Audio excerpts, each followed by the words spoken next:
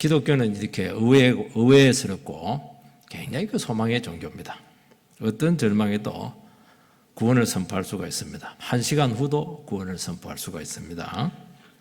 사도행전 2장 21절에 보면 해가 어두워지고 달이 핏빛으로 될 때, 우리 식으로 말하면 하늘이 노랗게 될 그런 절망적인 상황에도 주의 이름을 부르는 자는 구원을 얻으리라, 그렇게 말씀했습니다. 바울 사도가 제수의 신분으로 지중해 항해 중에 유로골라 강풍으로 보름 동안 햇빛도 보지 못하고 먹지도 못하고 너무 절망지에 빠졌는데 하나님께서는 사자를 보내어서 구원을 주었습니다. 두려워 말라. 너와 함께하는 자는 다 내게 주었다. 안심하라. 내게 말씀하신 그대로 되리라고 하나님을 믿노라. 유일하게 하나님의 사람, 하나님과 소통했던 바울을 통해서 그 완전히 난파될 수밖에 없는 한 300명 되는 그 인원을 구출했습니다. 세월호 때 이런 선장이 있었으면 다 살 텐데 우리는 이런 소망적인 하나님의 사람이 없었어요. 이 소망의 말씀은 누구를 통해서 선포되는 게 아닙니다. 반드시 하나님과 소통하는 하나님의 사람을 통해서 선포되는 것입니다. 이 말씀이 선포가 되면은 구원의 시작이 되고 반드시 이루십니다. 중요한 것은 뭐냐? 이런 절망적이고 처절한 상황 가운데서 구원을 선포하는 것이 얼마나 어려운가 하는 것입니다. 전부 다 안 돼, 실패할 거야, 망할 거야, 우리는 죽을 거야, 이렇게 하는데 분연히 하나님의 종은 일어서가지고 하나님 살아있다, 우리 안 망한다, 일어서 내일 당장 구원이 있는 거야, 얻을수록 구원이 빨리 오는 거야, 이런 말을 누가 해줄 수가 있겠어요? 아무도 못 해줍니다. 이거 오늘도 너무너무 처절하고 절박한 그 상황 가운데 하나님께서는 엘리사 선지자를 통해서 내일 이맘때 구원이 온다, 이 말을 믿으라는 거예요. 이 말을 어떻게 믿어요? 믿을 수가 없어요. 그럼 믿으면 구원을 옵니다. 안 믿으면 축복에서 제외될 겁니다. 첫 번째는 절망 중에 소망의 메시지를 선포하고 있습니다. 1절 말씀을 같이 읽겠습니다. 시작. 엘리사가 이르되 여호와의 말씀을 들을지어다. 여호와께서 이르시되 내일 이맘때 사마리아 성문에서 고운 밀가루 한 서아를 한 세겔로 매매하고 보리 두 서아를 한 세겔로 매매하리라 하셨느니라. 하루 만에 상황이 바뀌어서 이제 곡식이 평소와 같은 정상 가격으로 유통이 된다. 상황이 종결된다는 거예요. 정말 믿을 수 없는 예언입니다. 그리고 현실적으로 불가능합니다. 하나님께서는 가장 절망적인 상황에서 이 하나님의 구원을 선포하고 있습니다. 이게 복음의 위대성입니다. 다 잘 될 때 잘 될 거야, 그 말은 누구든지 할 수 있는 거예요. 완전히 망했을 때 내일 구원이 온다, 주의 이름을 부르기만 하면 구원이 온다, 이거는 정말 위대한, 기독교만이 해줄 수 있는 약속인 것입니다. 자식을 지금은 삶아 먹고 있어요. 그리고 이 재난이 오게 된 원인이 선지자에게 있다, 이렇게 해서 왕이 화가 나가지고 자객을 보내서 막 선지자를 죽이려고 합니다. 칼을 탁 대고 있는데 이 말을 하는 거예요. 내일 이맘때 모든 것이 정상화될 것이다. 이런 말을 할 수 있겠습니까? 저 같으면 막 저주를 할 것 같아요. 왕이 믿음이 있는 거예요. 뭐 그냥 자객한테 너 하늘에 불이 떨어져서 그냥 죽게 될 것이다, 이렇게 할 텐데 그러지 않고 굉장히 소망의 말씀을 우리에게 던져주고 있는 것입니다. 그런데 문제는 뭐냐니까 그 말씀을 듣고 있는 왕과 신하들과 사람들이 믿음이 없어요. 여러분, 이 복음이라고 하는 것은 항상 그래요. 최악의 상황, 가장 절망적인 상황에서 선포가 되는 것입니다. 세상 전문가들은 패널로 나와가지고 막 분석을 해요. 절망, 안 됨, 망했음.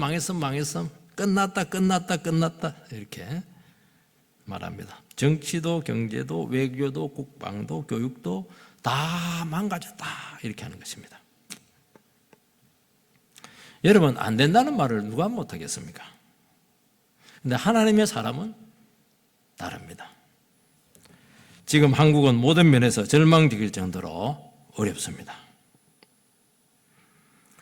이 가운데 우리가 해야 될 것은 무엇이겠습니까? 헛된 소망이 아니에요. 인간은 받을 자격이 없지만 하나님의 긍휼로 다시 은혜 주실 줄을 믿습니다. 선포합니다. 기도하면 하나님 역사합니다. 우리 함께 모여서 기도합시다. 구원을 선포합니다. 축복과 비전을 기대하시기 바랍니다.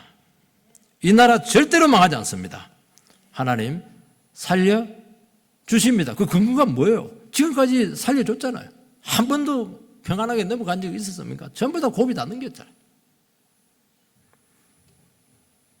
우리나라는 지금 참으로 위태로운 고비를 맞이하고 있는데 이 고비가 한두 번이 아니었어요. 사람들은 막 이대로 나라 망한다고 전부 다 자포자기했습니다. 갈등이 너무 첨예해요. 미래를 전혀 기억할 수가 없습니다. 이거는 딱 지금 막 난파되기 일보 직전입니다. 그런데 결과는 놀랍게 망하지 않게 되었고 살아남았고 이런 엄청난 소용돌이를 거치면서 진보했습니다. 앞으로 나갔어요. 발전했어요. 너무 가난했잖아요, 저희들. 너무 가난했어요.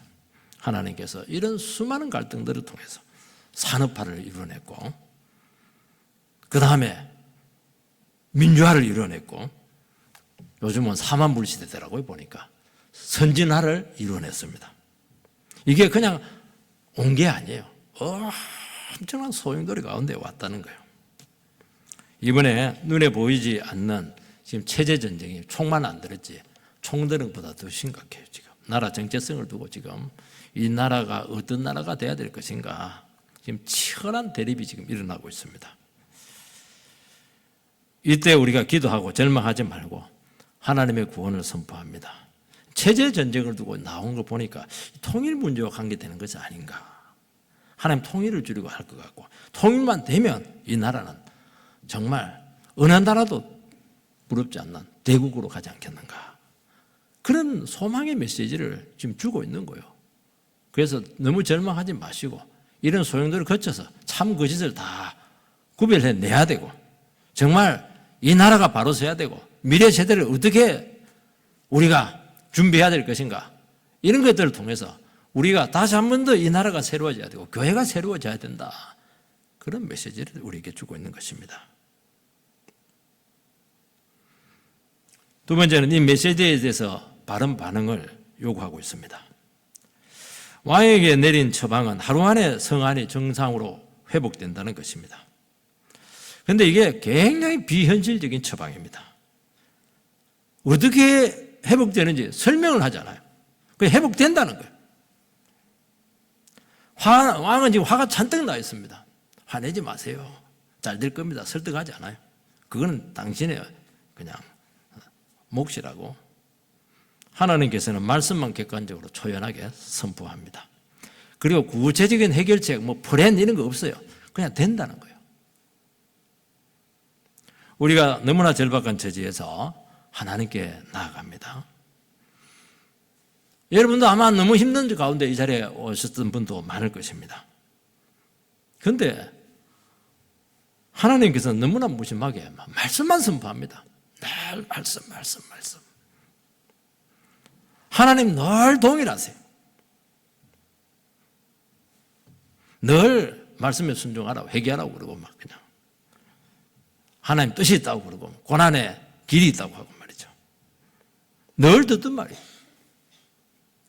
그러나 지금 이 순간 증거되는 말씀은 달라요. 지금 이 순간 절박한 처지에서 들리는 이 말씀은 들어야 됩니다. 인간적인 생각을 다 내려놓고 내 방법들 다 포기하라는 것입니다. 우리는 정말 우리에게 있는 그 다급한 문제들이 굉장히 중요하다고 생각을 합니다. 이것만 해결되면 좋겠다. 빚 문제만 해결되면 좋겠다. 자식 문제만 해결되면 좋겠다. 사업 문제만 해결되면 좋겠다. 그런 것들은 하나님의 때, 하나님의 방법으로 된다는 것입니다. 중요한 것은 중심이고 우리의 태도예요. 우리의 영적인 상태고 하나님과의 관계 문제라는 것입니다. 믿음이 있느냐는 것입니다. 이런 절박한 처지 가운데서도 네 자신을 내려놓고 다시 하나님의 말씀을 붙잡고 나를 붙잡을 수 있겠는가? 지금 이 질문을 우리에게 던지고 있는 것입니다. 우리는 너무나 착잡하고 절박한 처지 가운데 예배에 나왔습니다. 그런데 하나님의 말씀을 의지하라는 거예요. 아니 지금 애가 아픈데 치료를 줘야 되죠. 뭐 하나님의 말씀을 붙드는 거하고 치료 받는 거 무슨 상관이 있어요? 상관이 없는 것 같아요.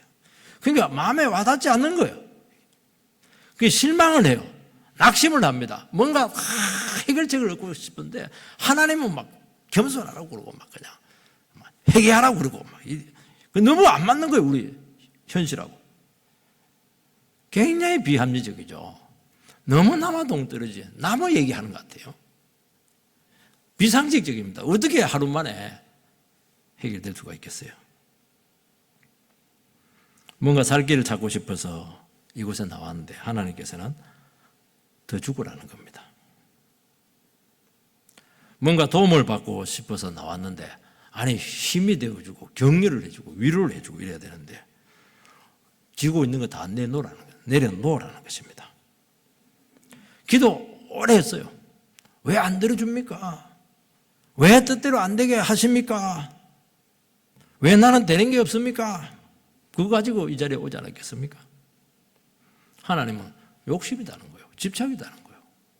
왜 네 뜻대로 돼야 된다는 거예요? 하나님 뜻대로 돼야지. 욕심 아니야? 집착 아니야? 누가 아니잖아. 내려놔. 하나님은 그렇게 얘기한다는 거예요. 그게 마음에 와닿지 않는 거예요, 이게. 하나님께서 이 자리에서 우리에게 요구하는 건 딱 하나밖에 없습니다. 이런 처지에서도 나를 믿을 수가 있겠는가? 네 생각 다 내려놓고 지금 선포되고 있는 하나님 말씀에 대해서 아멘 이렇게 할 수 있겠는가? 안 되잖아요. 하나님 말씀은 말씀이고 그냥 내 생각은 내 생각이 아니라 계속 내 생각으로 가잖아요. 하나님 이것도 문제고 저것도 문제고 모든 것이 지금 잘못되었습니다. 하나님 다 안다는 거예요. 하나님께서는 어려운 상황이 아니고 네 자신이 어쨌든 네 자신은 문제가 없냐고 지금 말씀하고 있는 것입니다. 상황은 하나님의 능력으로 하루 만에 끝내주겠다는 거예요. 얼마든지 바뀔 수 있어요. 하나님은 우리의 태도와 믿음에 따라서 얼마든지 바꿔줄 수가 있어요. 이게 하나님 그렇게 뭐 시시한 분 아니십니다. 지금 당장 네 자신의 문제를 보고 너의 믿음을 지금 돌아보라는 것입니다. 하루만 지나도 늦어요. 하루 지나면 후회합니다. 그때 말씀 듣고 결단할 텐데 늘 뒷북치는 거죠. 왜냐하면 계산한다고. 얘는 믿음이 다 바닥났습니다. 불신앙에 다 빠졌어요. 하나님 그때 우리에게 우리를 너무 사랑하셔서 사는 길을 하나 딱 제시를 합니다. 돈을 주면 좋은데 사람을 붙여주면 좋을 텐데 그거 아니에요. 말씀을 딱 줍니다. 왜냐하면 말씀 안 붙잡았거든요. 말씀하고 상관없이 살았거든요. 내 모든 문제는 말씀은 아니잖아. 네 생각대로 다 했잖아. 네 계획대로 다 했잖아. 그렇잖아요. 하나님 그거 모를 것 같아요? 지금 너에게 문제는 그게 아니라는 거예요. 말씀은 말씀이고 따로 놀고 있잖아. 신앙 행위하고 있잖아 지금. 말씀으로 도전하는 것입니다. 하나님의 말씀은 죽고 사는 것을 결정합니다. 하나님께서는 이 상황에 말씀으로 찾아왔어요.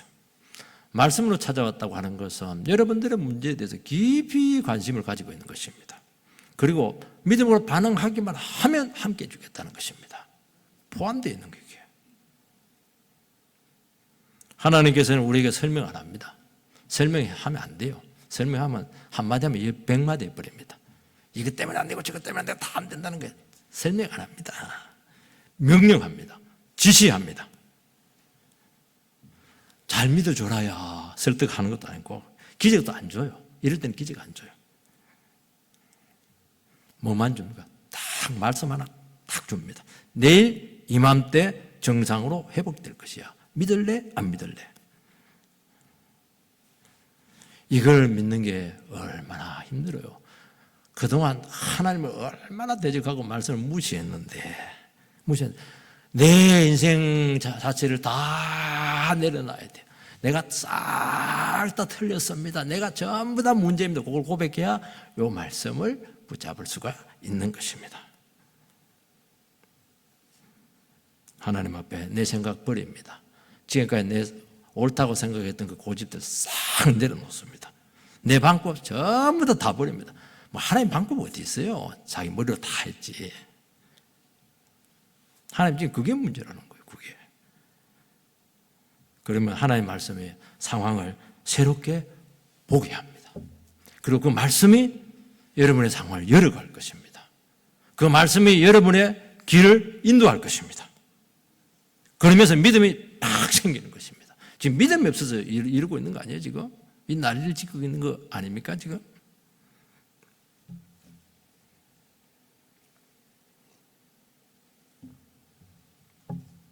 우리가 그러면 믿음으로 반응 안 하고 불신앙적으로 반응하면 하나님의 구원이 취소될 것 같아요? 내일 아니고 뭐 1년 후에 될 것 같아요? 아닙니다. 하나님 약속대로 돼요. 취소 안 됩니다. 근데 책임 있는 위치에 있는 자가 믿음으로 반응하지 않으면 하나님의 구원은 오는데 너는 아니다. 지나쳐서 다른 방식으로 구원합니다. 하나님께서는 지금 네가 지금 왕이잖아. 왕으로서 너는 왕의 자리를 존중하겠다는 거예요. 그 너를 통해서 구원하기를 원한다는 게 그게 맞고 질서에 맞고. 근데 왕의 책임을 감당하지 않아요. 왕이 제일 믿음이 없어요. 막 화를 내고 막 칼 가지고 어떻게 하나님의 종을 찌르려고 그래요. 자기를 보내가지고. 자기 또 뒤에 제대로 찔렀나 뒤에 또 살피러 오고. 와, 이게 왕이에요, 이게. 칼든 강도잖아, 이거. 인간은 그렇다는 거예요. 왜요? 하나님 내하고 안 맞다는 거예요. 내 뜻대로 안 된다는 거예요. 선지자를 죽이려고 하는 거예요. 왜냐하면 선지자가 하나님의 말씀을 선포하니까. 이 영적인 세계는 이렇게 무서운 거예요, 여러분들. 여러분 믿음으로 반응하지 않으면 여러분 살인자 될 수 있어요. 지금 살인자 되라고 그렇게 하는 게 아닙니다. 폭도 될 수 있어요. 야, 무서운 겁니다, 여러분들. 그러면 하나님께서 직접 구원자로 나섭니다. 하나님께서는 자기 백성을 절대로 방치하지 않습니다. 그런데 문제는 왕은 반응하지 않아요. 지켜보고 있다는 것입니다. 되어가는 추이를 보면서 결정하겠다. 이것도 불신앙이에요. 여러분 우리에게 말씀이 선포가 되고 하나님께 우리에게 찾아와서 명령하고 지시할 때 이거는 정말 믿음의 기회예요. 그런데 이 믿음의 기회를 사용하지 못하고 계속 하루만 더 생각해 볼까?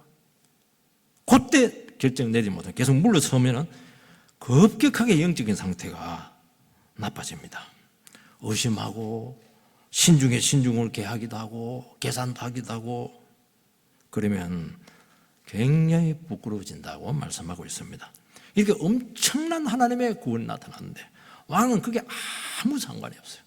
와, 얼마나 서운하겠어요, 그거. 2절 말씀을 같이 읽겠습니다. 2절 자 시작. 그때 왕이 그의 손에 의지하는 자 곧 한 장관이 하나님의 사람에게 대답하여 이르되 여호와께서 하늘의 창을 내신들 어찌 이런 일이 있으리요 하더라. 엘리사가 이르되 내가 내 눈으로 보리라. 그러나 그것을 먹지는 못하리라 하니라. 왕의 신하는 왕의 척근이잖아요. 아니 왕이 좀 믿음이 안 좋으면 척근이라도 믿음이 좋은데 이런 사람은 더 악질이에요. 더 정말 이 사람은 방골적입니다. 말씀을 대적을 합니다. 하늘에 창을 내신들 어떻게 이런 일이 있으리요? 이런 일이 있으면 내 손가락에 장을 지지겠다고. 그래서 그런 사람들이 장을 많이 찢어놨어요. 이게. 그게 말을 잘하셔야 돼요. 그 엄중하고 절박한 상황 가운데 하나님께서 소망의 말씀을 주고 사는 길을 주었는데 이렇게 바로 대적을 하는 거예요. 이게. 엘리사는 설득하지 않습니다. 논쟁하지 않습니다. 말이 안 되게 돼 있어요. 그가 하나님 앞에서 어떻게 될지 예언을 합니다. 너는 눈으로 보긴 볼지만 먹지는 못한다. 이게 굉장히 어려운 말입니다. 보기는 보는데 이 실권자가 못 먹는다는 거예요. 해석을 잘해야 되죠. 결국에는 밟혀 죽어요. 제일 먼저 축복을 누릴 수 있는 사람인데 문지기니까. 근데 아니 보기만 보고 못 먹어요. 축복이 철저히 가로막힙니다. 그러니까 비참하죠. 여러분, 하나님의 말씀을 거부하는 것은 하나님의 말씀의 성취는 모르게 될 겁니다. 하나님의 말씀은 되게 돼 있거든요. 그러나 그 구원에 참여하지 못하고 약속에서 배제가 된다는 것입니다. 내가 하나님 약속을 방해하면 하나님은 쩔쩔맬 것 같죠? 하나님 그 약하지 않아요. 하나님 뜻대로 될 겁니다, 여러분들. 그걸 믿으셔야 돼요. 그러면은 내 의지, 내 생각, 내 판단, 나의 그런 막 강함 이런 것들이 중요치가 않아요, 여러분들. 그래야 돼요. 내가 막 해야 된다고 생각하는데 아니에요. 그걸 없애야 돼요. 그걸 빼야 하나님께 나를 통해서 일하십니다. 그거 안 빼면은 일하긴 하는데 나하고 상관없이 해요. 왕과 신앙은 얼마나 중요한 위치를 차지하고 있고 정말 하나님께서 쓰기 위한 구원의 1차적인 도구가 될 수 있었는데 자동적으로 밀려나게 되지 않았겠어요. 우리는 하나님께서는 우리에게 하나님의 말씀에 반응할 수 있는 자유를 주었어요. 순종할 수도 있고 불순종할 수도 있어요. 그러나 그 반응에 대한 책임은 묻겠다고 말씀하고 있는 것입니다. 세 번째는 하나님께서 사용하는 구원의 도구가 어떤 것이냐는 것입니다. 위기에 빠진 백성들을 구원하는 도구는 의외로 4명의 나병 환자였습니다. 나병 환자들은 나환자촌의 격리 수용이 되듯이 이스라엘 상에서도 저주의 병이기 때문에 성 안에 같이 살 수가 없어요. 성 밖에 그냥 초막을 짓고 살고 있습니다. 이들은 이제 생각을 했어요. 이제 성 안에서도 보급품이 와야 되는데 보급품이 안 와요. 성 안에도 먹을 것이 없고 성 안에 들어가서 먹을 것 구하다가는 이 사람들 저주받은 사람이니까 돌 맞아 죽거든요. 돌 맞아 죽고 먹을 것도 없고 돌 맞아 죽는다는 거예요. 어차피 죽을 바에는 아람진에 가면 먹을 것은 있다. 가서 항복 이렇게 해서 죽으면 죽는 것이고 살려주면은 먹을 것을 구할 수 있지 않겠는가. 이 생각을 한 거예요. 이거는 굉장히 상식적이에요. 그 처지에서 최선의 머리를 쓴 거예요. 그래서 아람진에 갔었을 때 보니까 텅 비어 있었습니다. 아람 군대가 북쪽과 남쪽에서 병거 소리와 말소리와 큰 군대 소리를 듣고 이스라엘이 햇사람과 애국 군대를 돈을 주고 샀다. 그렇게 해서 너무 다급해서 혼비백산 싹 다 버리고 도망쳤습니다. 웬간하면 그러니까 이 사람들이 굉장히 군수품을 많이 가져온 거예요. 왜냐하니까 사마리아는 높기 때문에 이게 외부에서 이게 공성전을 할 수가 없어요. 그러니까 포위를 해가지고 장기 포위를 해서 그냥 굶어 죽이겠다는 거예요. 많은 부분 가지고 왔어요. 다 놔두고 갔어요. 그냥 도망가니까. 하나님께서는 바람소리, 소음, 메아리, 환상, 환영으로 승리에 도취한 군대를 한순간에 싹 다 내쫓았어요. 한 사람이라도 놔두면 될 텐데 아니요. 싹 다 그냥 싹 모아라 내버렸어요. 여러분, 하나님의 구원 도구는 자연에 널려 있는 무가치한 소리들입니다. 번개, 이런 소리들. 군대 아니에요. 정치가들의 정치력 아닙니다. 왕의 비상한 전략 아무 상관없어요.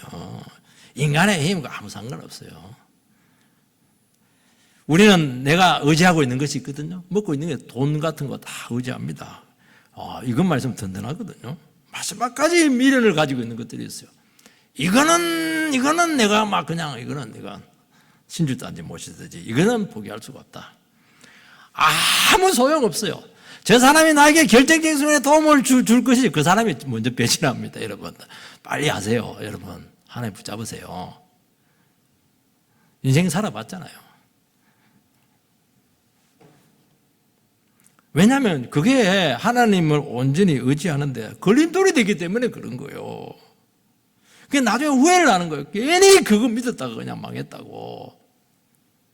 아무 도움이 안 돼요. 평상시에 그런 건 살아가는데 그냥 이 세상 살아가는데 죽으면 안 되니까 살아간 도구로 준 것이 구원의 도구로 준 게 아니라니까. 그게 구원의 도구는 하나님밖에 없어요.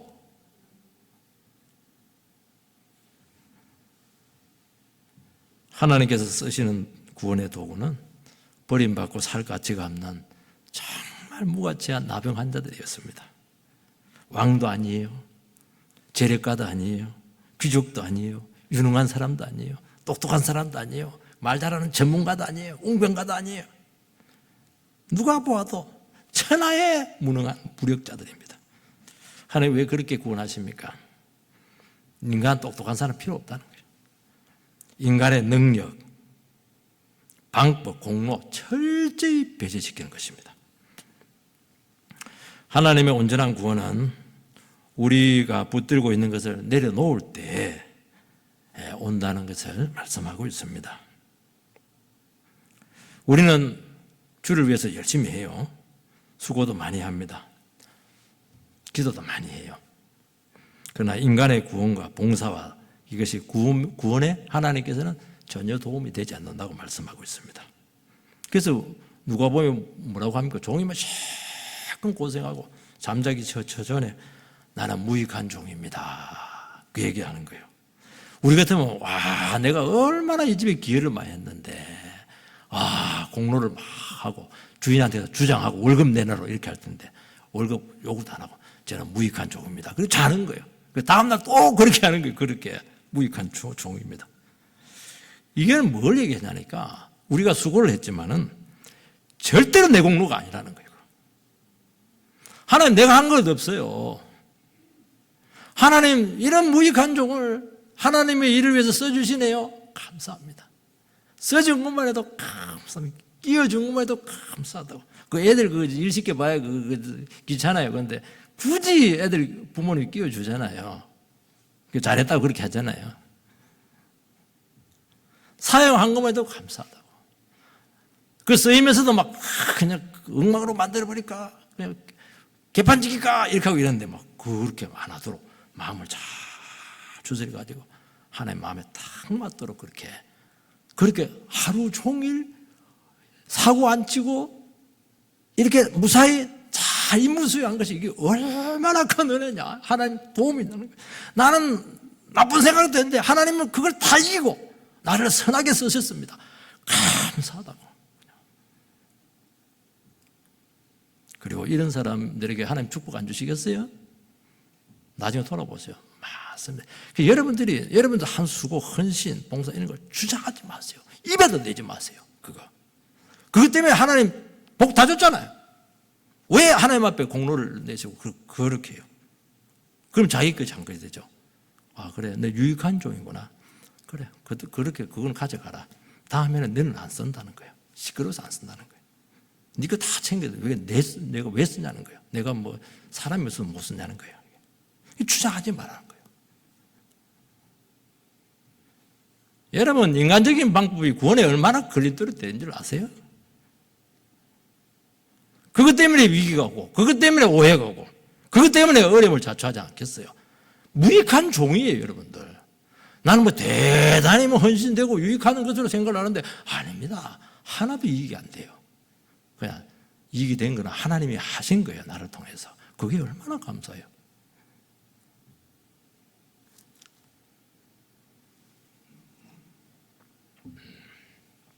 네 번째는 인간이 불순종할 때 하나님께서 직접 나서서 구원하고 챙기십니다. 9절 10절 말씀을 같이 읽겠습니다. 9절 10절 9절 10절 시작. 나병 환자들이 그 친구에게 서로 말하되 우리가 이렇게 해서는 아니 되겠도다. 오늘은 이 아름다운 소식이 있는 날이거늘 우리가 침묵하고 있도다.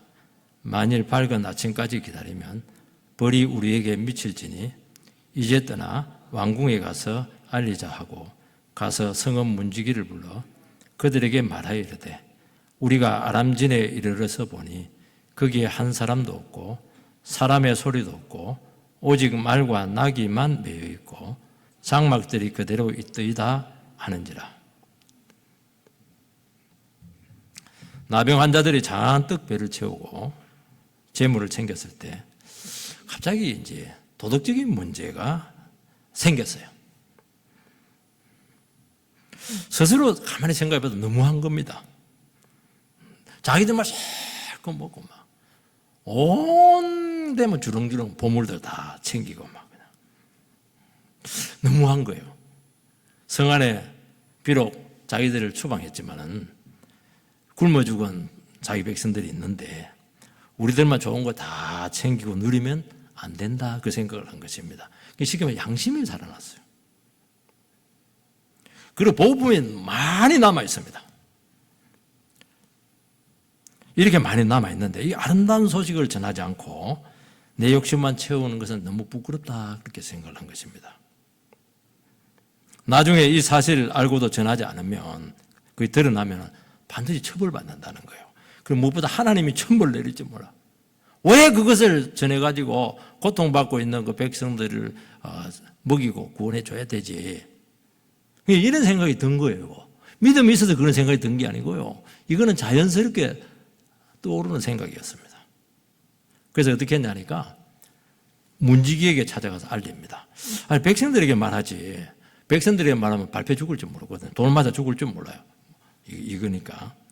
나환자니까. 그래서 굉장히 생각을 많이 했어요. 신중하게 정보를 알리고 지휘계통을 따라서 왕에게까지 들어가게 합니다.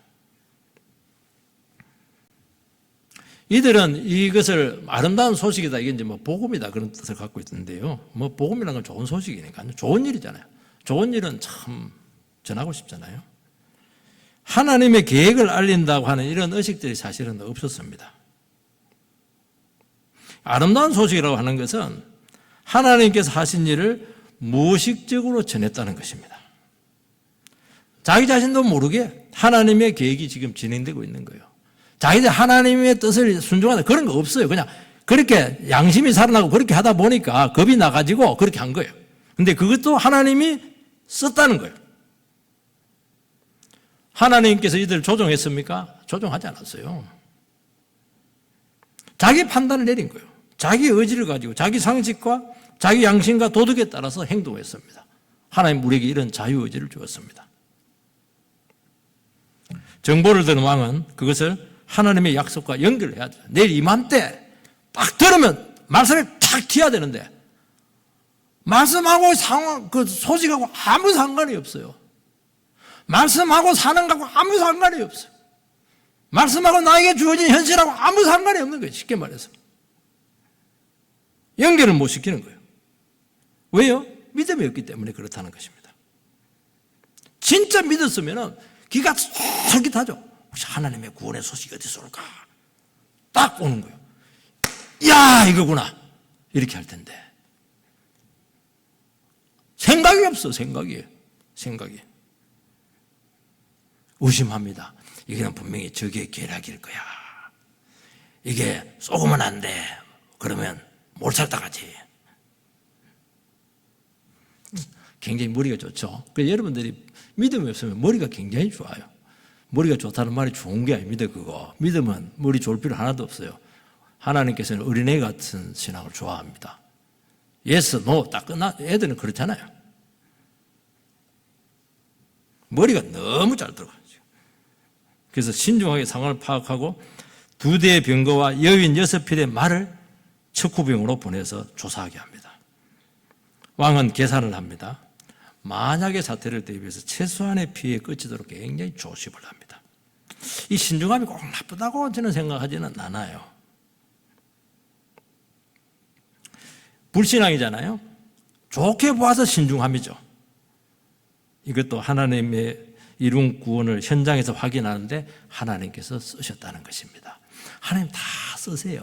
가룟 유다도 다 씁니다. 싹 씁니다. 여러분, 악도 다 쓰세요. 군중들이 이 소식을 듣자마자 갑자기 폭도로 변해서 무섭게 달려듭니다. 전쟁이 없어졌죠. 양식이 생겼죠. 본능에 따라서 막 행동을 하는데 그 사이에 치안 담당 왕의 신하가 밟혀서 죽습니다. 그러니까 뭐 눈이 피는 게 없어요. 이게 하나님의 심판이 조용히 진행이 되는데 본인은 알아. 왜 내가 밟혀 죽었는지 본인은 알아요. 결국 이 모든 상황을 하나님께서 주관하고 있습니다. 하나님께서 기적을 쓰셨죠. 관계되는 사람들이 개입이 되었습니다. 성과 악을 사용하고 양심을 사용을 했죠. 가룟 유다의 배신도 구원의 도구가 되게 했습니다. 하나님이 모든 과정 가운데 어느 누구에게도 조종하지 않았어요. 그리고 죄악에 대한 책임은, 이 말은 뭐냐, 조종하지 않았다는 것은 모든 결과와 죄악에 대한 책임이 하나님께 있다는 게 아니에요.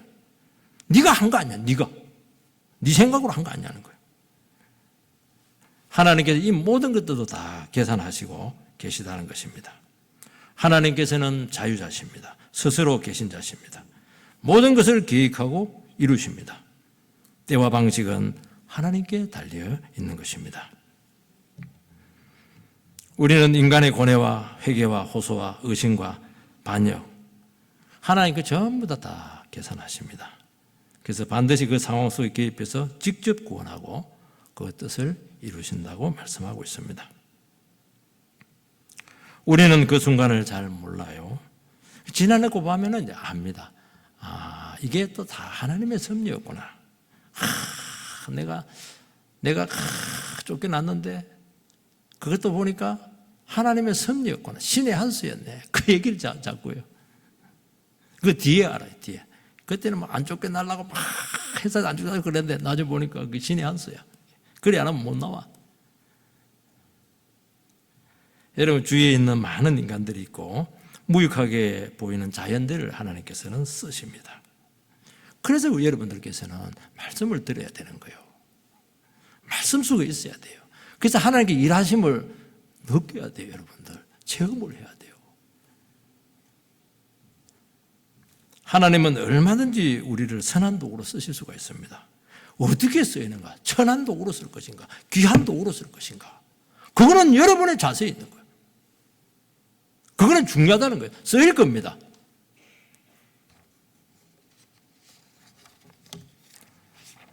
하나님이 하시는 일을 어떻게 알 수가 있어요? 하나님 알게 합니다. 말씀의 지혜로 알 수 있습니다. 특히 선한 도구로 쓰인 사람들은 중요하기 때문에 하나님께서 시각각 말씀하시고 인도하시고 격려하시고 힘을 주실 것입니다. 여러분, 끊임없이 여러분의 말씀과 지각으로 하나님의 뜻을 찾아서 이루어 드리시기 바랍니다. 여러분의 뜻대로 안 돼요. 하나님의 뜻대로 될 것입니다. 이런 수고가 또 결정적인 도움이 된 것도 아니에요. 이런 우리가 수고하더라도 그냥 하나님께서 그걸 쓰시는 거예요. 써주는 거예요. 귀하기 때문에. 여러분, 하나님은 신앙 행위를 쓰셔서 선하게 그 뜻을 이루실 것입니다. 나의 경건과 믿음과 열정이 하나님께 실질적인 도움이 되지 않아요. 하나님 말씀 하나로 끝낼 수가 있어요. 여러분, 은혜의 시간에 왕처럼 무심하고 우리는 불안했습니다. 믿음을 쓰고 인내하고 구원을 기다려야 할 때 그냥 해서는 안 되는 말은 불신앙적인 말을 했습니다. 하늘의 창을 내신들 그런 일이 생기겠느냐. 그냥 기다리지 못하고 믿지 못하고 의심하고 그냥 그렇게 했었어요. 하나님께서는 그 말을 다 기억하셔서 얼마나 그 말을 싫어하는지 보게 하시고 말씀한 대로 고통을 받겠습니다. 하늘의 창을 내신들 그런 일이 생기겠는가. 보기는 보지만은 먹지는 못하리라.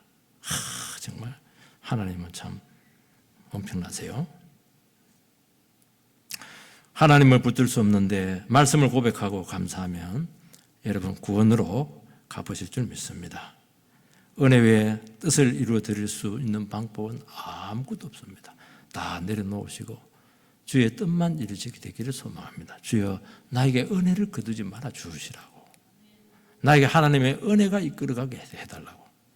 분노가 아니고 미움이 아니고 나의 그런 인간적인 뜻이 아니고 하나님의 은혜가 우리 교회를 이끌어가고 하나님의 은혜가 우리 인생을 이끌어가게 되기를 주의 이름으로 축복합니다.